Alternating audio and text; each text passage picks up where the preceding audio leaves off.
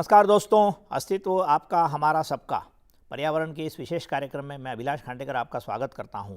जिस विषय पर आज हम बात करने जा रहे हैं वह है शहरी परिवहन।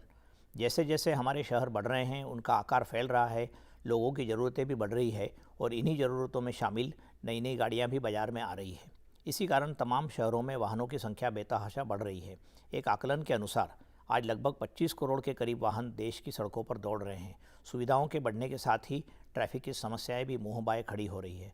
दुर्घटनाएं पिछले 3 वर्षों में 4% के हिसाब से सारे भारत में बढ़ी है। बढ़ते वाहनों से शहरी प्रदूषण भी लगातार बढ़ रहा है।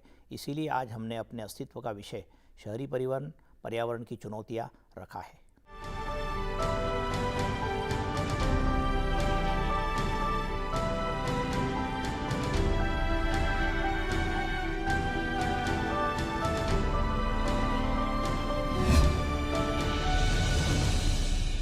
इस महत्वपूर्ण विषय पर चर्चा करने के लिए मेरे साथ स्टूडियो में मौजूद हैं सुश्री अक्षिमा घाटे, जो टेरी में परिवहन विषय की विशेषज्ञ हैं, और श्री समीर शर्मा, जो Delhi multi modal transit system इस कंपनी के वरिष्ठ अधिकारी हैं। शहरी परिवहन के भी वे जानकार हैं। कार्यक्रम में मैं आप दोनों का स्वागत करता हूं। और शहरी परिवहन जो पूरे देश में एक चर्चा का विषय है, जिसके कारण प्रदूषण भी बढ़ रहा है, लोगों की मौत हो रही है, इन विषयों पर मैं आपसे बात करना चाह रहा हूँ। तो अक्षिमा जी, मैं आपसे जानना चाह रहा हूँ कि शहरी परिवहन पिछले कई वर्षों में कैसे बदला है, इसको हमारे दर्शकों के लिए कुछ बता सकती हैं आप? देखिए, भारत में जो हो रहा है कि जो हमारे शहर हैं ये तेज़ी से बढ़ते जा रहे हैं, और जो बड़े शहर हैं जैसे कि दिल्ली, मुंबई, बेंगलोर, चेन्नई, कोलकाता, इन शहरों में जिस तरह से हमारी जनसंख्या बढ़ रही है, उसके हिसाब से जो कार और टू व्हीलर्स हैं जैसे कि मोटरसाइकिल हो गए, स्कूटर, इनकी संख्या में जो बढ़ोतरी हुई है वो बहुत ज़्यादा हुई है। और हमारी जो सड़कें हैं वो इस सब को हैंडल नहीं कर पा रही हैं। तो इससे रिलेटेड, बट उसके साथ क्या हो रहा है, सिर्फ सड़कें, या इसको हम ये भी कह सकते हैं कि हमारे शहर इसको ठीक से हैंडल नहीं कर पा रहे। शहर मतलब सड़कें आई, मतलब उसमें अर्बन प्लानिंग भी आ जाएगा, मतलब शहरों का जो जिस तरीके से नियोजन होता है। हाँ जी। और उसी के साथ जो पब्लिक ट्रांसपोर्ट है, बसें हैं या जैसे मेट्रो ट्रेन है, छोटी बसें हैं, इसकी जो बढ़ोतरी हमारे शहरों में हुई है वो जनसंख्या के हिसाब से बढ़ोतरी नहीं हुई है। तो अब जो आम नागरिक है और जो जिसके पास और कोई चॉइस नहीं है, उसको अब टू व्हीलर अगर वो अफोर्ड कर पाता है तो उसकी वही प्रेफरेंस है, उसकी वही प्रायोरिटी है, वो खरीदता है। जो कार अफोर्ड कर सकता है वो कार अफोर्ड कर परचेज कर रहा है। तो इस प्रोसेस में अगर हम देखें कि पिछले 10 सालों में, एक डिकेड में, पिछले जिस तरह से हमारे व्हीकल्स बढ़े हैं, 8 मिलियन गाड़ियां, कार्स और टू व्हीलर्स हमने सिर्फ पिछले 10 सालों में अपने शहरों में ऐड करी हैं। अगर हम 1951 से 2001 तक देखें, सिर्फ 7 मिलियन गाड़ियां हमने ऐड करी थी। सो सिर्फ 10 सालों में हमने बहुत ज़्यादा गाड़ियां, कार्स, टू व्हीलर्स अपने सड़कों पे 80 लाख, हाँ 80 लाख गाड़ियां नहीं 10 सालों में आई है। हाँ, मतलब हर साल लगभग 8 लाख गाड़ियां। और यही हम देख रहे हैं कि ये 40 मिलियन, 50 मिलियन तक सिर्फ गाड़ियां 2030 तक जाने की संभावना है। हाँ, तो ये मतलब आप जो लोग शहरी परिवहन के विशेषज्ञ हैं, उनके पास ये आंकड़े हैं कि अगले कुछ वर्षों में किस तरीके की स्थिति सामने आएगी? हाँ जी, हाँ जी। हम ये है कि किस तरह से गाड़ियां बढ़ेंगी, कार्स कैसे बढ़ेंगी, मोटरसाइकिल कैसे बढ़ेंगे, तो वो हम अभी उसका विश्लेषण कर सकते हैं और देख सकते हैं। और उसी के साथ हम लोग ये भी देख रहे हैं कि जिस तरह से हम अपने शहरों का विकास कर रहे हैं, हमारे शहरों का विकास बहुत ही बेतरतीब है। हाँ, कार्स और टू व्हीलर्स को हैंडल नहीं कर पाएगा। तो हमें अपनी जो पूरी स्ट्रैटेजी है, नीतियां हैं, वो चेंज करनी पड़ेंगी, बदलनी पड़ेंगी, ताकि ये जो पूरा फिनोमिना हो रहा है बढ़ते कार्स और टू व्हीलर्स का, जो एक रिलायंस है हमारे, हम डिपेंड हो रहे हैं इन मोड्स ऑफ ट्रांसपोर्ट पे, वो हमें चेंज करना पड़ेगा। शर्मा जी, मैं आपसे पूछना चाहूँगा कि जैसे अक्षिमा जी ने कहा कि लगातार वाहन बढ़ते जा रहे हैं और 25 करोड़ के आसपास वाहन हमारे देश में हैं। तो इन 25 करोड़ वाहनों में, क्योंकि सड़कों पे जब हम देखते हैं, कोई भी दृश्य देखते हैं, तो उसमें छोटी गाड़ियाँ भी हैं, और यदि छोटे शहरों में जाएंगे तो उसमें बैलगाड़ी भी आपको मिल जाएगी शहर के रास्ते पे, या हर तरीके का ट्रक भी मिल जाएगा। तो हमारे इसमें पब्लिक ट्रांसपोर्ट, मतलब हम जिसको कहते हैं कि पब्लिक ट्रांसपोर्ट आने से ये वाहन कम हो सकते हैं। तो पब्लिक ट्रांसपोर्ट की क्या संभावनाएं आप देखते हो, कितनी बसेस चल रही है हमारे देश में? मतलब यदि 25 करोड़ यदि वाहन हम मानते हैं तो उसमें बसेस की संख्या जो एक आंकड़ा दिख रहा है वो कम होती जा रही है लगातार। जी हाँ, बसेस की संख्या अगर आप टोटल व्हीकल में देखें तो आप देखेंगे कि लगभग 2% केवल है और 90% हमारे निजी वाहन हैं। तो आप देखिए निजी वाहन की जो जैसे अक्षयमा ने भी कहा कि जो जनसंख्या है वो जिस तरह से बढ़ रही है, 10% से 15% तक उनकी हर साल दर साल उनकी वृद्धि हो रही है। तो और पब्लिक ट्रांसपोर्ट अगर आप देखेंगे ओवर द ईयर्स तो वो घटता जा रहा है। तो ये एक अच्छा संकेत नहीं है पब्लिक ट्रांसपोर्ट का कम हो जाना, क्योंकि वही हमें पब्लिक ट्रांसपोर्ट में क्या क्या चीज़ें आती हैं? मतलब मेट्रो भी आ रही है, बसेस आ रही हैं, और क्या है? जब हम वाहनों की बात करते हैं तब तो बसेस और मिनी बसेस की हम बात करते हैं, छोटी बसेस और बड़ी बसेस की। लेकिन जब हम एक पूरा पब्लिक ट्रांसपोर्ट का दायरा देखते हैं तो उसमें रेल बेस्ड और रोड बेस्ड दोनों तरह के पब्लिक ट्रांसपोर्ट आते हैं। लेकिन जब वाहनों की हम बात कर रहे हैं तो केवल हम बात कर रहे हैं कि हम बसेस और छोटी बसेस और बड़ी जो सड़कों पे चल रहे हैं उनकी, मतलब अर्थात रेल की बात नहीं कर रहे हैं, निश्चित बात है। तो मैं अक्षयमा जी आपसे पूछना चाहूँगा कि दिल्ली में या अब अलग अलग शहरों में मेट्रो की भी वो आने की संभावना है, तो मूल बात जो पब्लिक ट्रांसपोर्ट के पीछे का उद्देश्य है उसमें दो बातें ये है कि सड़कों पे कंजेशन कम हो, बहुत भीड़ भाड़ कम हो, और प्रदूषण, क्योंकि आजकल पेरिस के बाद में हम लगातार देख रहे हैं कि ग्रीन हाउस गैस के जो इमिशन हैं वो हमारी इन गाड़ियों के कारण, दिल्ली तो उसका बहुत बड़ा उदाहरण है, लेकिन बाकी सब दूर भी ऐसा है। सिर्फ बम्बई में इसलिए कि समुद्र है थोड़ा सा कम होता है, लेकिन बाकी शहरों में बढ़ रहा है। तो इस समस्या का जो अभी आगे बढ़ने वाली है उसके बारे में थोड़ा सा आप और बता सकती हैं? जो आप अभी कह रही थी कि अगले 10-20 सालों में बहुत ज़्यादा वाहन बढ़ने वाले, तो इसके क्या कारण है? वाहन बहुत बढ़ने वाले हैं, इसके कारण इनकम ग्रोथ है, हमारी आमदनी सबकी बढ़ रही है, पॉपुलेशन ग्रोथ है, जनसंख्या बढ़ रही है, और एक एस्पिरेशन है। हम लोग अगर अपना मिडिल क्लास का एस्पिरेशन है निश्चित कि कल तक मेरे पास में गाड़ी नहीं थी, मेरे पिताजी के पास गाड़ी नहीं थी, आज पैसा है, बैंक से लोन्स भी मिल रहे हैं, तो मैं गाड़ी तो एक जो निजी वाहन है, कार है या टू व्हीलर है, वो एक एस्पिरेशनल प्रोडक्ट है। अभी हमारे सोसाइटी में वो एक स्टेटस सिंबल है। तो ये जो फिनोमेना है ये बढ़ता जाएगा। तो हमें अनलेस हम कुछ ऐसा करें कि हम पब्लिक ट्रांसपोर्ट या साइकिलिंग या वॉकिंग, पैदल चलने को या साइकिलिंग को एक ऐसा स्टेटस दें, एक फैशनेबल स्टेटमेंट बनाएं कि ये मोड्स भी यूज़ करना एक इट्स अ गुड थिंग, कि हम लोग ये एनवायरनमेंट फ्रेंडली मोड्स हैं, ये हमारी कंट्रीब्यूशन है एनवायरनमेंट की तरफ। बिकॉज अगर हम ये नहीं करेंगे तो प्रदूषण, ऑलरेडी अगर हमने बहुत सारा डेटा देखा है शहरों का, हमारे शहर प्रदूषण की लिमिट पार कर चुके हैं, बहुत पार कर चुके हैं। चाहे वो लोकल पोल्यूशन है जैसे carbon monoxide, NOx, PM, particulate matter, या फिर वो CO2 है, ग्रीन हाउस गैस, हम लोग वो लिमिट पार कर रहे हैं।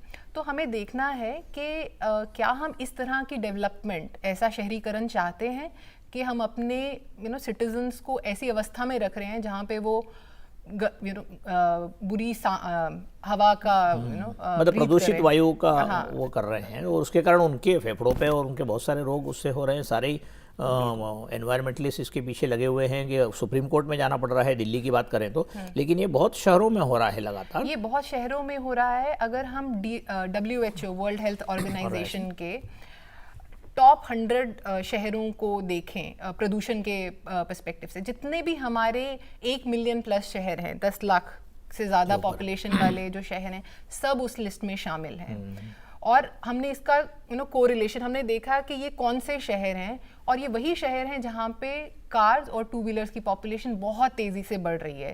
तो एक क्लियर इंडिकेशन है कि जो हमारा बहुत ज़्यादा डिपेंडेंस निजी वाहनों पे होता जा रहा है, उसको कम करना जरूरी है। ये हमारे शहरों की सेहत के लिए अच्छा नहीं है, हमारे लोगों की सेहत के लिए अच्छा नहीं है। तो ये हमें चेंज करना पड़ेगा। आपसे पूछना चाहूँगा शर्मा जी कि बाहर के देश क्या कर रहे हैं जो भारत नहीं कर रहा है, या भारत बहुत देर से कर रहा है? जैसे बुलेट ट्रेन की बात अपने देश में चल रही है, वो अलग बात है, लेकिन बुलेट ट्रेन जापान में 1960 के दशक में आ गई थी, तो हम कितने पीछे हैं? तो बाकी सियोल, लंदन, हर जगह मैं जाके देख के आता हूँ। बहुत साइकिलिंग, जैसा आपने कहा, साइकिलिंग बहुत पॉपुलर वो है, लेकिन साइकिलिंग के लिए सेफ्टी की भी जरूरत, सुरक्षा, मतलब आपका यदि सड़क यदि सुरक्षित नहीं होगी तो लोग साइकिल कैसे चलाएंगे? तो आपकी कंपनी क्या कर रही है दिल्ली में, ये थोड़ा सा मैं जानना चाह रहा हूँ। जी हाँ, उससे भी पहले मैं जैसे अक्षिमा ने कहा एक एग्जाम्पल आपको देना चाहता हूँ। उदाहरण ये है कि लैंसेट जर्नल ने एक स्टडी करी थी दिल्ली के लिए 2009-10 में, जिसमें उन्होंने कुछ 3-4 सिनेरियोज डेवलप करी, जिसमें उन्होंने कहा कि अगर हम बिजनेस एज यूजुअल सिचुएशन से जाते हैं कि कुछ ना करें तो हमारा एनवायरनमेंट का क्या सिचुएशन होने वाला है, कहाँ पे हम पहुँचेंगे, और अगर हम कुछ ऐसे मोड्स हैं जैसे आपने कहा पैदल चलने का, साइकिलिंग का, पब्लिक ट्रांसपोर्ट का, इनको अगर हम डेवलप करें तो हम कहाँ पहुँचने वाले हैं। तो उनकी जो ये रिसर्च थी इसमें एक बड़ा अच्छा उदाहरण ये निकला कि अगर आप बिजनेस एज यूजुअल जाते हैं तो 1990 का जो लेवल था पॉल्यूशन का, उससे 2030 में आप लगभग 550 गुना ज़्यादा प्रदूषण क्रिएट करते हैं। 550 गुना 550 times of 1990 level. That was the base year. और अगर आप उन्होंने इसको सस्टेनेबल या एक्टिव मोड्स कहा, वॉकिंग और साइकिलिंग को, इनको अगर आप अपने साथ में रखते हैं तो आप 235 पे आ जाते हैं, लगभग हाफ। और अगर उसके साथ में अगर आप लो कार्बन टेक्नोलॉजी भी उसमें इंट्रोड्यूस कर देते हैं, इलेक्ट्रिक व्हीकल और उससे रिलेटेड जो अब नई टेक्नोलॉजीज आ रही हैं, हाइड्रोजन की हैं या बायोफ्यूल की हैं, उन सबको भी अगर जोड़ देते हैं तो आप लगभग 200 पे आ जाते हैं। तो फिर भी 200 तक है ही, 200 तक तो है ही, लेकिन आप देखिए 550 से आप 200 पर आने के लिए आपको बहुत ज़्यादा कुछ नहीं करना। अब मैं आता हूँ इंटरनेशनल वाला जो आपने सवाल पूछा। ज़्यादातर जो प्रोग्रेसिव शहर हैं वो सारे, स्पेशली यूरोपियन जो शहर हैं, जिनमें आप कोपेनहेगन का एग्जाम्पल ले सकते हैं, जो कि साइकिल शहर के नाम से भी विख्यात है। वो लोग साइकिल को इतना ज़्यादा प्रमोट करते हैं, बाइक शेयरिंग को इतना आसान बनाते हैं। बाइक शेयरिंग को आप केवल बना देना ही एक उसका प्रॉब्लम का सॉल्यूशन नहीं है। लोगों को यूज़ करने के लिए उसके साथ में आपको उसके ट्रैक्स बनाने पड़ेंगे, आपको जहाँ पे इंटरसेक्शन है उस पर उसके लिए प्रोविज़न देने पड़ेंगे, आपको इतना उसको आसान बनाना पड़ेगा यूज़ करने के लिए, ताकि लोग साइकिलिंग के प्रति आकर्षित हों। और वो जो साइकिल हैं वो साइकिल भी एक अच्छे स्टैंडर्ड की हैं कि लोग उनको ड्राइव करना पसंद करते हैं, वो भी एक इम्पॉर्टेंट है। और साथ में आप मार्केटिंग करते हैं, आप लोगों को बताते हैं कि अगर आप इसको यूज़ करेंगे तो आप एनवायरनमेंट को सपोर्ट करते हैं। तो ये एक मल्टी डायरेक्शनल और तरह की स्ट्रेटेजी की ज़रूरत है, जहाँ की हम ये जो भी एक्टिव मोड्स हैं या जो एनवायरनमेंट फ्रेंडली, पर्यावरण से सहायक मोड्स हैं, उनको हम कैसे प्रमोट करें, ये एक काम किया। दूसरा जो एक इम्पॉर्टेंट उदाहरण है, मैं सिंगापुर का आपको देना चाहूँगा। उन्होंने 2 तरह से काम करना शुरू किया। एक काम उन्होंने कहा, हम इसको पुश एंड पुल की एक नाम दे सकते हैं। पुल का मतलब था कि आप पब्लिक ट्रांसपोर्ट को इतना अट्रैक्टिव बना दें कि जिससे लोग उसकी तरफ आकर्षित हों। तो उन्होंने उन्होंने रेल बेस्ड डेवलपमेंट किया, तो अच्छा मेट्रो बनाए और मेट्रो को कनेक्ट किया वाइड फुटपाथ से, बाइसिकल से, end to end door to door connectivity का प्लान किया। और उसमें अच्छा कंफर्ट लेवल दिया गया लोगों को कि उसमें ज़्यादा क्राउडिंग ना हो और एयर कंडीशनड हो, बैठने की जगह हो, और आपके मेन जो वर्क सेंटर्स हैं उनसे कनेक्टिविटी हो। तो पहला काम था। मैं आपको बताऊं, पिछले दिनों सिंगापुर के एक अर्बन एक्सपर्ट, मतलब शहरी विशेषज्ञ मेरे को मिले दिल्ली में कुछ दिन पहले। उन्होंने, उनसे बात कर रहा था मैं, वो यहाँ को डेवलप कर रहे हैं, तो उन्होंने कहा कि सिंगापुर का एंड टू एंड, मतलब एक सिरे से दूसरे शहर में सबसे लंबी सड़क जो है वो 48 किलोमीटर की है जी। उसके बाद सिंगापुर खत्म होता है, तो वो सिटी स्टेट है जी। तो उसकी तुलना, लेकिन ये बात सही है कि सिंगापुर ने बहुत अच्छे उदाहरण रखे हैं। पर भारत जैसे देश में जहाँ पर हर चीज़ है, मतलब मैं आपको कहा कि बैलगाड़ी से लेके ऑडी और मर्सिडीज तक सब कुछ एक सड़क पर दिख सकता है गाँव में, मतलब पंजाब के गाँव में यदि आप देखें तो उसको हम कैसे देखते हैं, आप बताइए दोनों। पुश एंड पुल बहुत इंपॉर्टेंट है, जो समीर जी ने बोला है बहुत ज़्यादा इंपॉर्टेंट है, बिकॉज हमारे यहाँ पे दोनों में से जो भी हो रहा है कम ही हो रहा है। अगर चाइना का उदाहरण भी लें तो उनकी भी स्ट्रैटेजी पुश एंड पुल पे है, अभी बहुत ज़्यादा सक्सेसफुल नहीं हुई है। पर चाइना में भी साइकिल तो बहुत चलती है। हाँ, नहीं, पुल में वो बहुत अच्छे पब्लिक ट्रांसपोर्ट सिस्टम बना रहे हैं, मेट्रो बेस्ड, बस बेस्ड, BRT सिस्टम्स, बसों की वृद्धि कर रहे हैं वो अपने शहरों में। और अगर हम और साइकिलिंग वो का भी देखें, प्रदूषण से लड़ रहे हैं हाँ, चुनाव वो भी उनके यहाँ। जब प्रदूषण से लड़ रहे हैं। बीजिंग ओलंपिक्स और हुए तो अगर- उनको प्रदूषण का सामना करना पड़ा खूब। और पुश की बात करें तो बहुत इंटरेस्टिंग चीज जो उन्होंने सिंगापुर से एक्चुअली मोस्ट लाइकली बोरो करी है, वो लोग सिंगापुर से बोरो की। हाँ कार कोटा सिस्टम कर रहे हैं। उनके जितने भी बड़े बड़े शहर हैं, जैसे बीजिंग हो गया, शंघाई हो गया, कार कोटा मतलब कार ग्वांगझो- पूलिंग? नहीं, वो क्या कर रहे हैं कि वो बोल रहे हैं कि इससे ज्यादा कार इस शहर में इस महीने में नहीं बिकेंगी। जैसे शंघाई बोल रहा है कि इस महीने में 5 से 7 हजार गाड़ियां ही बिकेंगी कार्स। तो आप एक कंट्रोल भी लगा रहे हैं। इसके अलावा टैक्सेशन, जैसे जापान कर रहा है, सिंगापुर भी कर रहा है, टैक्सेशन कर रहे हैं। कार खरीदना इतना एक्सपेंसिव आसान कर नहीं रहे होना हैं। चाहिए। हाँ, आई मीन इसको खरीदना, उसको यूज करना, आपके पास पार्किंग की जगह होगी, आप वो दिखा सकते हैं, तभी आप कार खरीद सकते हैं। जब आप उसका इस्तेमाल कर रहे हैं तब आपको पे करना कुछ पड़ेगा। शहरों ने तो मेरे ख्याल से वीकेंड पे, सप्ताह के अंत में पार्किंग के रेट्स भी इतने ज़्यादा एग्जॉर्बिटेंट बढ़ा दिए कि लोग शनिवार रविवार को जाके गाड़ी पार्क करके घूमने फिरने जाने के लिए दोबारा सोचने लगे। Is that A part of solution? मुझे ऐसा लगता है कि जो अर्बन ट्रांसपोर्ट है उसमें जो सबसे बड़ी समस्या का पार्ट है वो है व्यस्त आवर्स। जब ज़्यादातर लोग 70% आपके जो लोग हैं जब काम पे जाते हैं, वो ही एक वक्त है जबकि हमारी रोड की कैपेसिटी, मेट्रो की कैपेसिटी कम पड़ जाती है। और अगर मैं उसको उस कैपेसिटी के हिसाब से, मान लीजिए मैं कहूँ कि मेरे सारे लोग निजी वाहन से जाएंगे तो मुझे 50 लेन की रोड की ज़रूरत पड़ती है एक जगह से दूसरी जगह।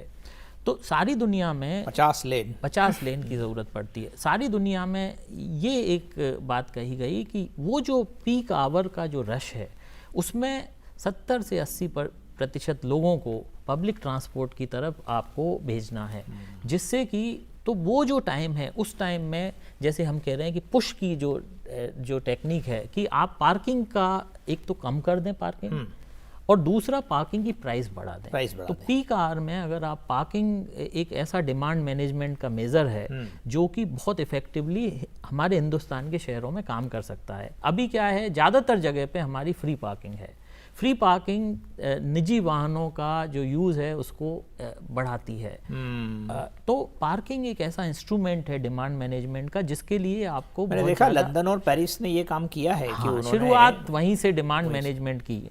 दूसरी बात जो हम नहीं कर रहे हैं और कम कर रहे हैं, मैं ये कहूँगा कि आप जो बड़ी बड़ी कंपनियां हैं जहाँ पे कि 2-2, 3-3 हज़ार लोग काम करते हैं, उनको इसमें सहयोगी बनाएं और वो अपने एम्प्लॉयज़ को इन्फ्लुएंस करें इंसेंटिव से और बाकी मेजर से। अच्छा। जिससे कि वो लोग भी पब्लिक ट्रांसपोर्ट से ऑफिस आएँ। जैसे आप दिल्ली में अगर आप देखें, ये बड़ी कंपनियां तो अपने खुद का व्हीकल या बसेस तो रखती है अमूमन। हाँ, कुछ रखती हैं, लेकिन ज़्यादातर जैसे नेहरू प्लेस का अगर हम एग्जांपल लें दिल्ली में, तो ये एक बड़ा सेंटर है जहाँ बहुत सारे लोग कार लेके जाते हैं। वहाँ पे जो कंपनियाँ हैं जिनके यहाँ काफ़ी सारे एम्प्लॉयज़ काम करते हैं, पब्लिक ट्रांसपोर्ट मेट्रो आपकी है, उसको अगर आप इन्फ्लुएंस करें, उनको इंसेंटिव दें, उनको आप अपनी जो वार्ता है उसके साथ में स्टेक होल्डर बनाएं, तो आप इन्फ्लुएंस कर सकते हैं बहुत सारे लोगों को जो कि नेहरू प्लेस में आने वाले हैं, मेट्रो से कनेक्टिविटी है, कि वो पब्लिक ट्रांसपोर्ट की तरह शिफ्ट कर दें। नहीं तो आप पीक आवर में देखिए बहुत डिफ़िकल्ट है उस सारे एरिया में होना। एक जो पर्टिकुलर नोड है उसको आप इन्फ्लुएंस करना बड़ा आसान है। तो आपको वेरियस तरह की जो नीतियां हैं, अलग अलग तरह की जो नीतियां हैं, उन पे काम मेरे को याद आ रहा है कि दिल्ली में पिछले दिनों कई बार वो काफ़ी विवादास्पद वो रहा कि BRT जो सिस्टम है अब वो काफ़ी शहरों में लागू हो रहा है। तो क्या ये भी एक अच्छा सोल्यूशन है या कैसा प्रैक्टिकल इसमें क्या है? इसके आप दोनों एक्सपर्ट हैं, थोड़ा बताने की कोशिश करेंगे हमारे दर्शकों के लिए। बहुत अच्छा सोल्यूशन है आई थिंक, बट दिल्ली में उसको हमने ढंग से होने ही नहीं दिया। और बहुत सारे शहर हैं दुनिया में, इवन इंडिया में, जहाँ पे ये अच्छा काम कर रहा है। सो हमें इस तरह के सॉल्यूशंस को प्रमोट करना है। वो एक तो हमारी प्रॉब्लम सॉल्व कर रहे हैं कि हमें टू डील विद, जो हम बोल रहे हैं कि पब्लिक ट्रांसपोर्ट की बढ़ोतरी करनी है, तो उससे हमें वो हेल्प कर रहे हैं कि हम वो चीज़ करें। और एक सिग्नल भी दे रहे हैं, एक वो जो सिग्नल है टू सोसाइटी कि जो पब्लिक ट्रांसपोर्ट यूज़ करना विल बी प्रायोरिटाइज्ड। अभी हम जो सिग्नल सोसाइटी को दे रहे हैं वो दे रहे हैं कि और कारें खरीदो और कार सब कुछ हो जाएगा, देखते हम आपके लिए रहेंगे अच्छे क्या फ्लाईओवर बना देंगे, हम आपके लिए अच्छी सड़कें बना देंगे, तो आप और तेजी से कार चलाइए, जो कि हो नहीं रहा है। हम मुश्किल से 20 किलोमीटर पर घंटे की स्पीड से चल पा रहे हैं। तो जो एक सिग्नल है इस तरह के सोल्यूशन से जो सोसाइटी को जाएगा, हमको जो देना है लोगों को, या इनका उनकी जो मानसिक परिस्थिति जो हमको बदलना है, कि आप हमको जो पुश मॉडल जो आप कह रहे हैं कि धीरे धीरे लोगों को पब्लिक ट्रांसपोर्ट की तरफ मोड़ना है कि भाई कार घर पे रखिए और बस से जाइए या और भी जो आपके पास में, लेकिन वो व्यवस्था सरकारी नीति में है। आप दोनों से जल्दी से पूछना चाहूँगा कि कोई नीति है क्या हमारे यहाँ सरकारी? 2006 में हमारी नेशनल अर्बन ट्रांसपोर्ट पॉलिसी बनी 2006 में, और वो एक बहुत अच्छी पॉलिसी थी, क्योंकि उसमें पहली बार ये कहा गया कि जो प्लानिंग का जो फोकस है वो व्हीकल से हटा के लोगों पे डाला जाए। माने कि आपको गाड़ियों को नहीं ज़्यादा मूवमेंट देना है, आपको लोगों की चिंता करनी है। उससे जो चेंज आया हमारे प्लानिंग के प्रोसेस में वो ये था कि पहले हम रोड को प्लान करते थे कार्स के लिए, अब हम रोड को प्लान करते हैं सारी चीज़ों के लिए। तो ये बीआरटी का भी प्रश्न इसी के साथ जुड़ा हुआ है कि जब आप रोड को देखते हैं और रोड यूज़र को देखते हैं कि कौन कौन रोड पे चलने वाले हैं और कौन कौन यात्रा करने वाले हैं, तो हमें सबसे पहले याद आती है पैदल चलने वालों की। तो पहली बात थी कि आपको फुटपाथ अच्छे देने चाहिए। साइकिल, तो आपको साइकिल के लिए स्पेस देना चाहिए। बस, एक बस में पीक आवर में व्यस्त घंटे में 100 लोग चलते हैं।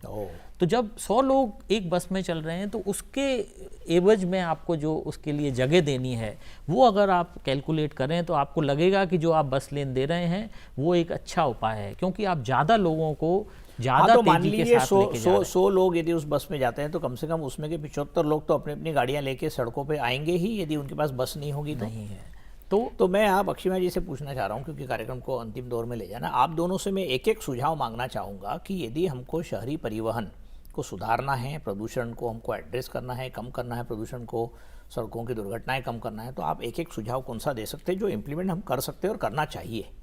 प्रॉब्लम ये है कि एक सुझाव नहीं हो सकता, आप दोनों एक सेट ऑफ सुझाव होंगे, बहुत सारी चीज़ें करनी पड़ेंगी। एक जो मुझे जो चीज़ लगती है, हमें अपनी शहरों की रियलिटी अर्बन ट्रांसपोर्ट की समझनी पड़ेगी कि लोग कैसे चल रहे हैं हमारे शहरों में। तो लार्जली अगर हम देखेंगे, सेंसस ऑफ इंडिया का डेटा बता रहा है कि जो लोग काम पे जा रहे हैं वो उसमें से 1/3 जो हमारे लोग हैं, 1/3 लोग या तो वॉक करके जा रहे हैं पैदल या साइकिल पे जा रहे हैं, और उसके बाद 20% लोग पब्लिक ट्रांसपोर्ट यूज़ कर रहे हैं, 15% लोग 2 व्हीलर यूज़ कर रहे हैं, बाकी सब मोड्स हैं, ऑटो रिक्शा हो गया, वो सब मोड्स हो गए। और अगर हम अपना पॉलिसी का फोकस देखें, हमारा फोकस है वो 4% कार यूजर। सुझाव बताइए ना, आप क्या है? आपका सुझाव क्या है? मेरा सुझाव ये होगा कि हमें देखना है कि जो लोग पैदल चल रहे हैं, साइकिल इस्तेमाल कर रहे हैं, पहले तो उनके लिए हम इंफ्रास्ट्रक्चर क्रिएट करें। ठीक है, बहुत जरूरी है, because this is the majority जो हमारी सड़कों पे है, पर हमारा ध्यान इससे काफी कुछ बदलाव हो सकता है। लो कॉस्ट सॉल्यूशंस चाहिए, लो कॉस्ट। मेरा सोचना ये है कि सुधार की जो शुरुआत है वो आपको पब्लिक ट्रांसपोर्ट के इम्प्रूवमेंट से ही करनी पड़ेगी। बाकी सारी पॉलिसीज़ आपकी उसके अराउंड ही वर्क करेंगी। पहले आपको लोगों को जाने के लिए अल्टरनेटिव मेथड देना पड़ेगी, उसके बाद आप बाकी चीज़ों को कर सकते हैं। आप पार्किंग मैनेजमेंट कर सकते हैं, आप बाकी चीज़ें कर सकते हैं, लेकिन पब्लिक ट्रांसपोर्ट हो, वॉकिंग के लिए जगह हो, ये ऑल्टरनेट मोड है, साइकिलिंग हो, इनको ही आपको डेवलप करना है पहले स्टेज में। जब डेवलप कर लिया तो आपके पास हमारा शहरी वातावरण और यातायात का जो ओवरऑल जो प्रॉब्लम है वो कुछ हद तक सुलझ सकता है। आज के लिए बस इतना ही। अस्तित्व में आपने सुना कि शहरी यातायात की जो समस्याएं हैं वो कैसी हैं, कितनी विकराल हैं और उनके लिए हम क्या उपाय ढूंढ सकते हैं। अगले एपिसोड में अस्तित्व के हम किसी नए विषय को लेकर आएंगे। तब तक के लिए नमस्कार। आपको हमारा कार्यक्रम कैसा लगा? आप अपने विचार सुझाव हमें इस पते पर लिख सकते हैं। अस्तित्व, Lok Sabha television, FB 116, parliament library building, parliament house, नई दिल्ली 110001। अगर आप हमें मेल करना चाहते हैं तो हमारा ईमेल ID है astitv.lstv@gmail.com। हमें आपकी प्रतिक्रिया का इंतज़ार रहेगा।